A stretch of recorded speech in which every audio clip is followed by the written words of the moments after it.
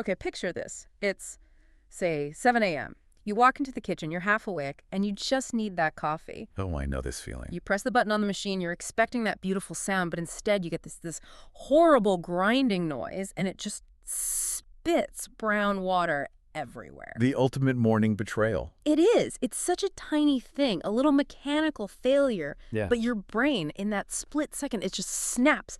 You go from, I need coffee, to this day is cursed, the universe is against me. That's the spiral right there. Yeah. You've taken one single tiny event and you've used it to forecast your entire day. It's a classic snowball effect. And it sounds so dramatic when you say it out loud, but we all do it. Maybe it's not the coffee machine. Maybe a friend leaves you on read or something, and suddenly you aren't driving your own life anymore. Your reaction is. And that, I think, is really the core of what we're trying to unpack here.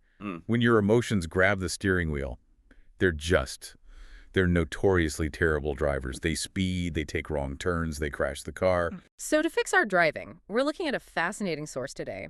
It's a video from a channel called Speak English with Class. Now, I know what you're thinking. This sounds like language learning content. And it is, on the surface. But that's what makes it kind of a hidden gem. It's like a Trojan horse for self-improvement. It really is. The hosts, Anna and Jake, they aren't just teaching grammar. They're laying out this surprisingly deep psychological blueprint for emotional regulation. The video is called The Power of Not Reacting. Right. And our mission for this deep dive is to basically look past the vocabulary lesson and just pull out their toolkit. How do we move from my feelings control me to, I control my response? Because the goal isn't to stop feeling things, is it? They're not suggesting we all become robots. Not at all. And that is such a crucial distinction. They use this very specific analogy to explain it, the car analogy. Okay. I think the common idea about emotional control is that you have to kick the emotion out of the car. Like, if you're angry, you have to force yourself to not be angry. Which is impossible. You can't just delete a feeling like a computer file. Precisely. And the source argues you shouldn't even try. They say the emotion, fear, anger, sadness, it's allowed in the car. It's a passenger. But, and this is the big rule, it has to sit in the back seat. And it has to wear a seatbelt. I love that.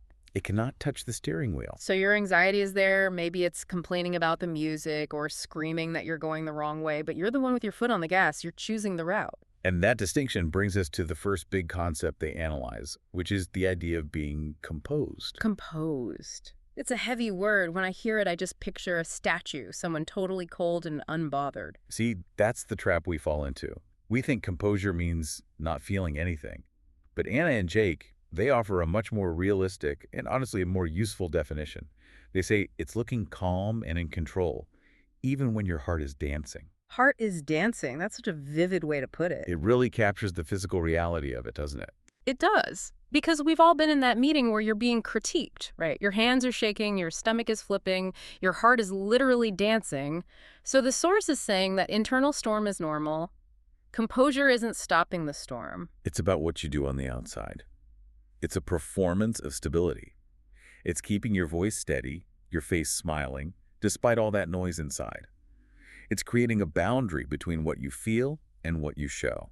So as long as your hands are on the wheel, you're composed, even if you're secretly terrified. That's the definition. Now, keeping that grip on the wheel is, well, it's probably hardest right at the start of the day.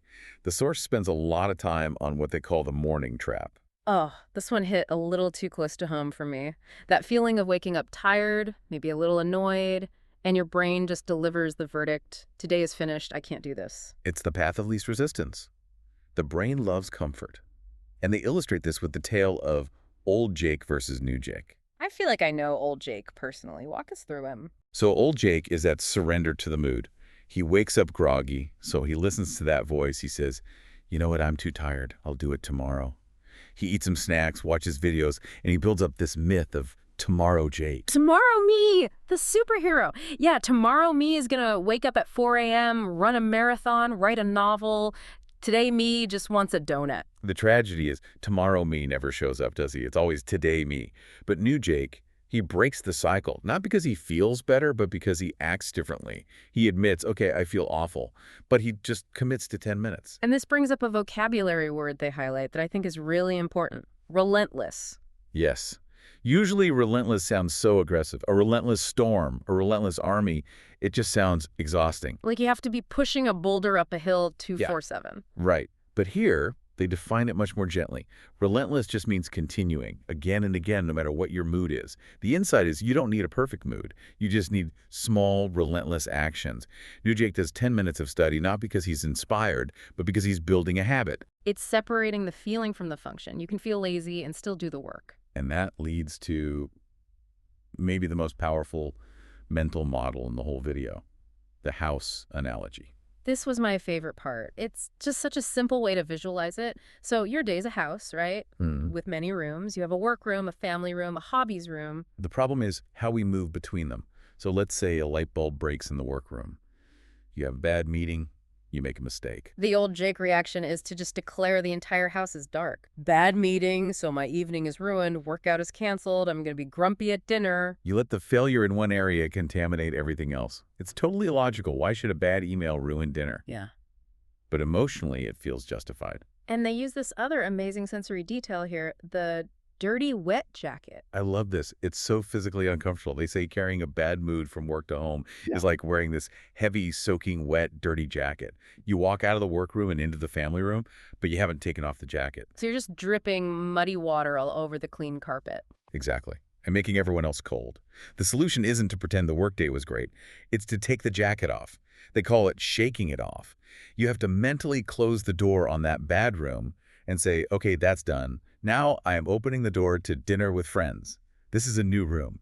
It sounds so simple, but it takes self-awareness, you know? You have to notice you're wearing the jacket. Awareness is always step one. Yeah. You have to catch yourself and ask, wait, am I mad at my partner? Or am I still living in the workroom from 3 hours ago? Right. Now, speaking of the workroom or school or whatever, the source calls these places emotional gyms. Which is a great reframe. It's not just a place you get annoyed. It's a place where you exercise restraint.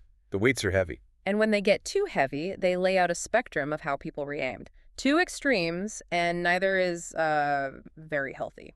On one end, you've got the explosion, just acting in the heat of the moment. They use the example of a colleague making a small joke. On a good day, it's funny. But on a stressful day, you just explode. You shout, "You never support me." It's a total overreaction driven by stress. And what comes after is always shame. You cool down and you realize you burned a bridge over nothing. But then there's the other extreme, which I think is maybe more dangerous for your own health, the bottler. The bottler. This is the person who prides themselves on never reacting. They hide everything. They smile, say thank you to hurtful comments. But the bottle has a limit, right? You can only shove so much down. It does. The source says the result is inevitable. Yeah. You end up crying in the bathroom or having a breakdown over a misplaced stapler. It's just not sustainable. So if you can't explode and you can't bottle it, what's the middle path? What does emotional regulation actually look like? The source calls it emotional control, but really it's a timing strategy. You feel the emotion, you acknowledge I am angry, but you choose when to speak. And they offer a really specific rule for this, the 5-second rule, which is not about food on the floor. No, please don't eat the angry words off the floor either. No, this rule is about the physiological gap. When you feel that surge of heat, you force a pause. You take one slow breath or count to 5 before you respond. 5 seconds feels too short to matter. But it's just enough time to disengage that lizard brain, the amygdala, and let the logical part, the frontal cortex, come back online. The source claims that tiny gap can save friendships, save jobs. And if 5 seconds isn't enough, because sometimes, 5 seconds is just a dramatic pause before you yell anyway. Then you buy more time. They suggest a specific phrase like, can we talk about this after the break? Or can I get back to you on this? That is such a power move. It sounds professional, but really you're just buying time to go take off the wet jacket. You're prioritizing the outcome over the impulse. You're managing the timeline. I love that phrase, managing the timeline. Okay, so we've talked about internal management, but the source shifts gears to talk about external pressure. Because sometimes the bad weather isn't from inside, it's from other people. Specifically from judgment and stereotypes. This is a huge trigger. The host, Anna, brings up how these unfair, simple ideas about groups can trap us. They list some really good examples, like the idea that quiet people cannot be strong leaders. Or, and this is very relevant for their audience, people who make mistakes in English are not intelligent. That one is brutal. But it applies to anything you're learning. If you're a beginner at coding, you feel like people assume you're incompetent just because you're new. And the danger, as this source points out, isn't just that other people believe this. It's the trap of belief. If you believe the stereotype, you start to live inside it. They call it living inside a small room. You limit yourself. So how do you break out of the room? The expert Jake, he uses a phrase we hear all the time, but I think people misunderstand it. Grow a thick skin. Yes. Most people think thick skin means you become numb, that insults don't hurt. Like you're wearing armor, nothing gets in. Right. But the source corrects this. They say you still feel the ouch. When someone criticizes your accent or your work, it hurts. You're human. So the arrow still hits you. It hits. But having a thick skin means you decide that your goal is more important than the pain. You feel the sting, but you keep moving forward anyway. It's resilience, not immunity. That's a perfect way to frame it. And this connects to their idea of rising above it. Which, again, can sound like a cliche from a motivational poster, just rise above it. But what does that actually mean? It means maintaining your altitude. When someone comes at you with negativity or drama, the instinct is to get down in the mud with them. You want to match their energy. Rising above it means refusing to go down there. You don't reply to a rude comment with another rude comment. You save your energy for your own house. You don't waste it fixing the lights in someone else's broken room. Okay, I want to pivot to the final big section, which I think is where the rubber really hits the road. Decision making. Because it's one thing to stay calm in a meeting. It's another thing to make life choices when your emotions are screaming at you. This is the problem of oscillation. The source uses a really good example of creating content. Jake talks about changing his strategy every single week. Long videos, then short videos, then he quits. Why? Was he looking at the data? No, he was listening to his feelings. If he felt fear, he changed direction. If he felt boredom, he changed direction. That's a recipe for going in circles. You're just turning the wheel frantically because the passenger is yelling. Exactly. So to stop this, they introduce a technique called the separation of powers. It's about distinguishing feeling time from decision time. Sounds like a government protocol. How does it work for a person? It's 3 steps. Step 1, validate the emotion. You get a notebook and you write down all the fears. I'm scared this won't work. I'm bored. What will people think? You let the passenger talk. Okay, so you get it all out on paper. It's not just rattling around in your head. That's step 1. Then you close the notebook. Step 2 is looking at the data, the facts, the logic. You look at the map, not the window. And step 3? Step 3 is the hard part. You make a decision based on the logic, and you stick to it for a set time, let's say 3 months. Regardless of how you feel next Tuesday. Regardless of the mood on Tuesday. The source defines being decisive, not just as making a choice, but as not changing your mind every 2 minutes. It stops your emotions from voting 5 times. Emotions don't get to vote 5 times. That is such a key takeaway. It's so easy to let a momentary panic rewrite a long-term plan. It is, and that's why setting that time frame is so smart. You say, I'm doing this for 3 months. If you feel lazy in week 2, it doesn't matter. The decision was already made by a calmer, smarter version of you. You just have to execute.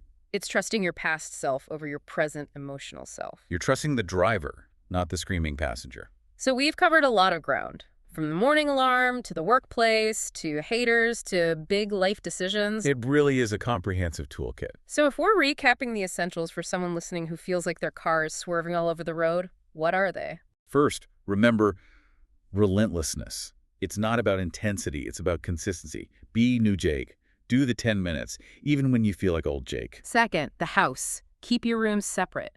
Don't let a bad morning drag a wet, dirty jacket into your evening. Shake it off before you open the next door. Third, in those emotional gyms, work, and school, use the 5-second rule. Pause. Don't explode, don't bottle. Just create that gap so you can respond, not just react. And finally, decision-making. Separate the feeling from the logic. Don't let your fear vote 5 times a day on your future. It all comes back to that word composed, keeping your voice steady, even if your heart is dancing. The source also did a little word tour. We've touched on most of them, like relentless, but there were a couple others worth flagging. Yes, resilient is a key one. Just the idea of falling down but not staying down. Yeah. And power through. Power through. That's the grit, right? It is. It's the engine that keeps the car moving when the road gets rough. Yeah. It's finishing the work even when you're uncomfortable. Now, Anna and Jake ended their video with a little homework assignment, and I think we should pass it on. It's actually a really good journaling prompt. It is. The challenge is simple.